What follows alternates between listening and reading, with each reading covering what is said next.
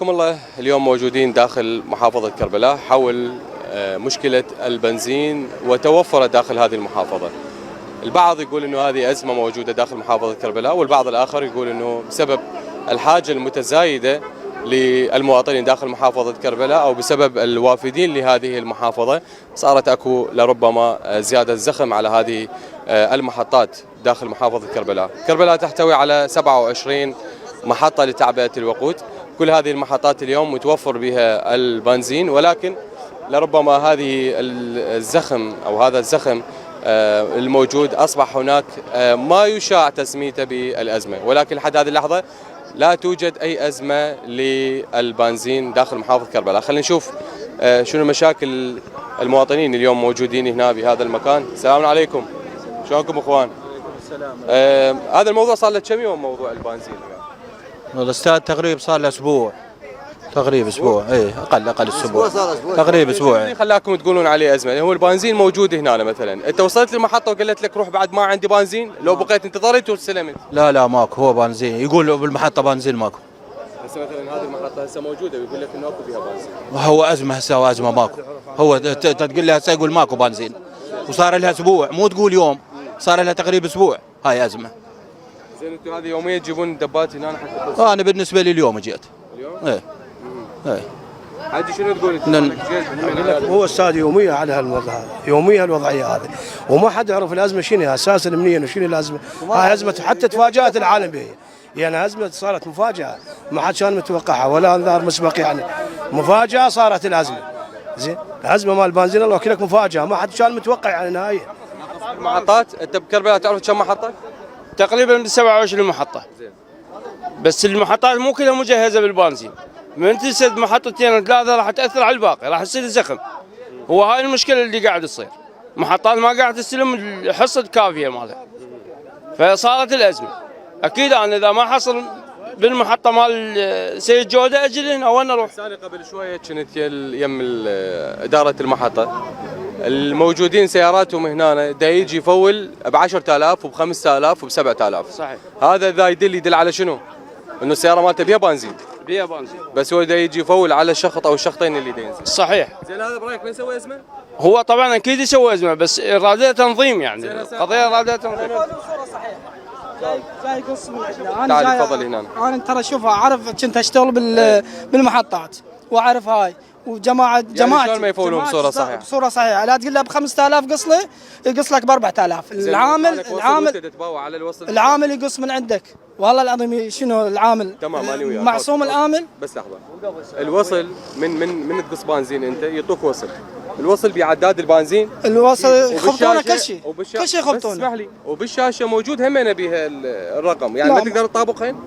نقدر نطابق، بس احنا المواطن شو يعرف؟ يلا بسرعه وسدها هو. لا مو هو اصلا يعني موجود عندك الوصل والعداد، اذا شفت اكو فرق اكيد تلحق تشتكي. ادير الدبه ماكو نصها ماي بيها يخبطونه. الازمه هم يسوون الازمه. هسه حاليا يعني صار لك انت صار قد واقف هنا؟ انا صار لي تقريبا نص ساعه. نص ساعه؟ ايه بعد ما واصلكم نص ساعه. انا كنت بالدوام. المحافظات كلها بنزينها مستمر. زين. بنزينها مستمر وارخص من هذا 350 400، الا هنا كربلاء المقدسه كلها على 550 وياخذ من دبته. الدبه ما تجي بسوق. 150 قصدك تخصص سعر البنزين؟ اي سعر البنزين. وهذا سعر موحد. مسؤول عن كلامي. مو هذا اللي موحد اصلا، يعني موحد بكل المحافظات. لا ماكو هيك. انت راقب. هذا محدد بكل المحافظات، سعر اللتر العادي ب 450. ما حد يراقب، ماكو مراقبين. محسن ب 850. ماكو مراقب. انت بيا محافظه اخذتها ب 350. انا رحت للبعاد، رحت لدياله، رحت اي مكانات ثابته على مستوى العراق كله. اسال وشوف هسه انا اكذب عليك، الله موجود فوقاي. لا مو موضوع كذب. انا البارحه جيت من هو لانه ثابت السعر. جيت من حدود ماسوره، انا داوم هناك. البنزين براحته، لا طب. زين بدي اسالك هسه على مستوى كربلاء، شفت اللتر موجود بيها 550؟ مو ثابت. 450 بس يقص من عندها العامل ما يتراقب ابد. احنا اصحاب قوت يوم. زين. وهاي الازمه اذتنا، يطلع المسؤولين بكربلاء يقولون ماكو ازمه. هاي تشوف عينك انت.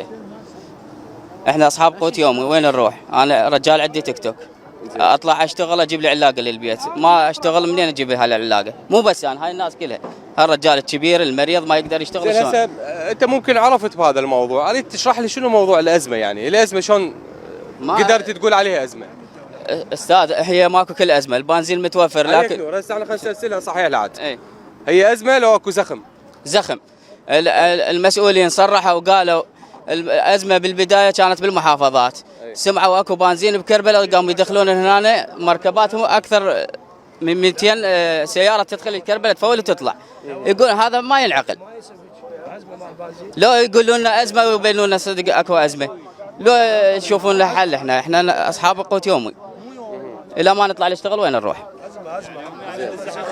هاي حاجه شنو تقول؟ قلنا ازمه مو شغله زين، هي ازمه اساسا ازمه. البنزين انخلقت ازمه قلت لك بدون انذار مسبق، يعني ما حد كان يدري بها ولا واحد متوقعها. ازمه صبح صار البنزين يشكل وشوفت عينك، هذا يقضي النهار يعني من الصبح يجي هم متعطل شغله وعنده التزام على مود دبه واحده مال بنزين، هي على اكثر ولا اقل. ما نعرف شنو علته. صار اسبوعي ازمه، هي اسبوع كامل؟ اسبوع كامل نجي نزم سريع على مده بواحده، نطلع على باب الله. اليوم ما لاحظت شويه تحسن يعني موجود؟ اكو الصبح صار ب8 زين تحسن، اليوم اشوى اقل اليوم شوي والله، بس ما نعرف الازمه شنو، ما نعرف. هذا يعني دراجاتنا، حتى دراجاتنا طافيه بنص الشارع. شو يسوي بالدراجه؟ خاف على نفسه يعني شغال نحط لها بنزين كاشون. اي مو احسن بايسكل؟ احسن افضل بايسكل. هي هسه حاليا خلينا نتصل. محمد اعطيني الموبايل، راح نشوف عضوة مجلس المحافظة المعنية بالمشتقات النفطية. تصريح المسؤول حل اليوم اكو جلسة اليوم لمجلس محافظة كربلاء، راح نتصل بها اذا كانت موجودة او لا. خلينا نشوف.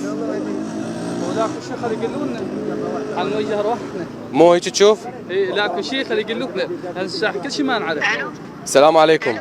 عليكم السلام. السادة إسراء. نعم. احنا على الهواء ان شاء الله مع المواطنين موجودين باحدى المحطات داخل محافظة كربلاء. يتبادر باذهان المواطنين الان انه هي ازمة موجودة ام زخم، يعني تجاذب بين هذه الاراء. شنو راي حضرتكم بالموضوع؟ السلام عليكم ورحمة الله وبركاته. أستاذ جاسم العزيز، أهلا بك وأهلا بقناتك الموقرة.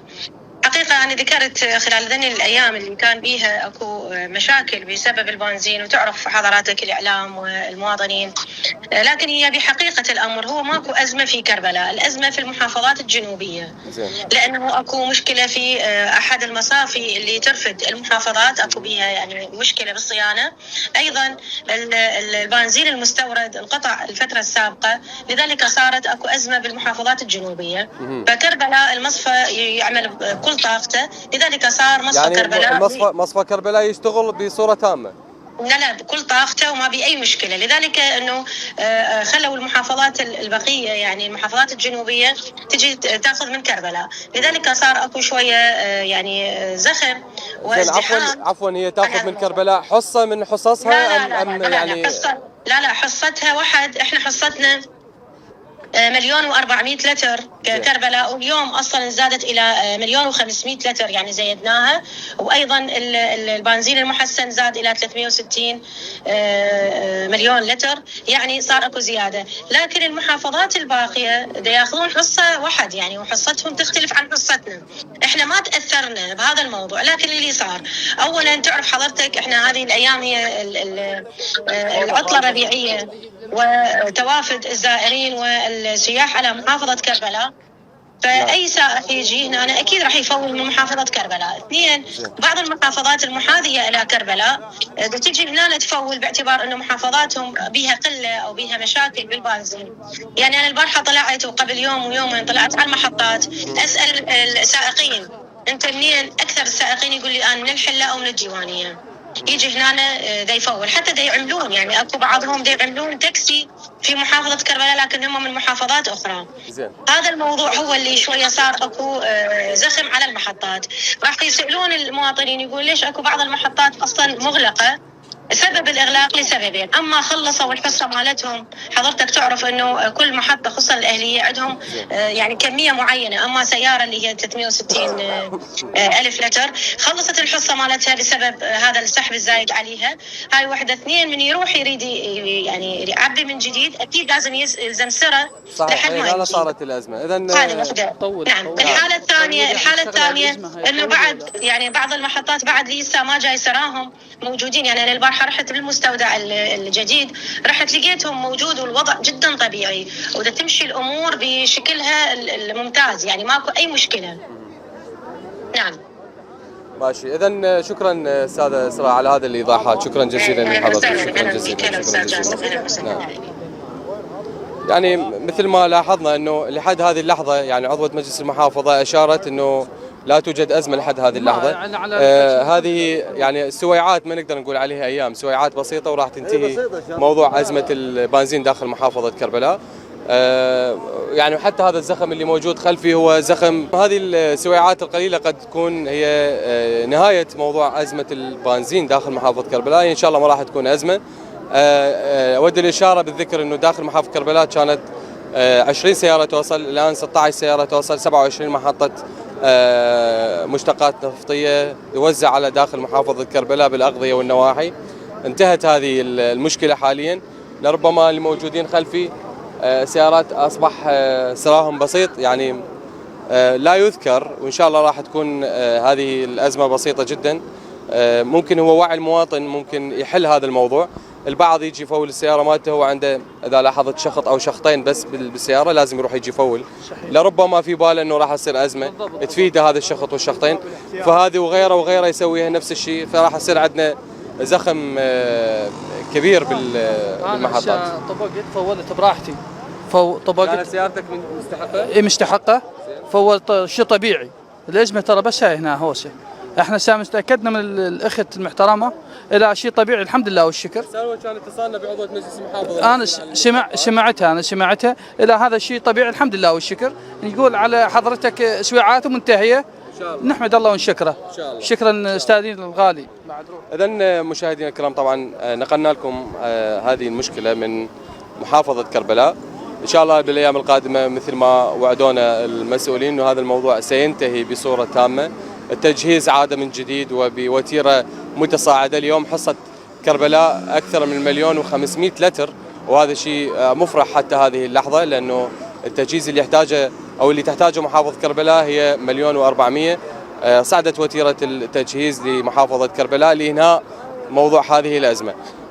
الان خلفي الاعداد بانت قليله، سينتهي هذا الموضوع خلال سويعات قادمه. نشوفكم ذلك الحين بوقت آخر على خير. مع السلامة من الدولة لبرنامج مراسلون.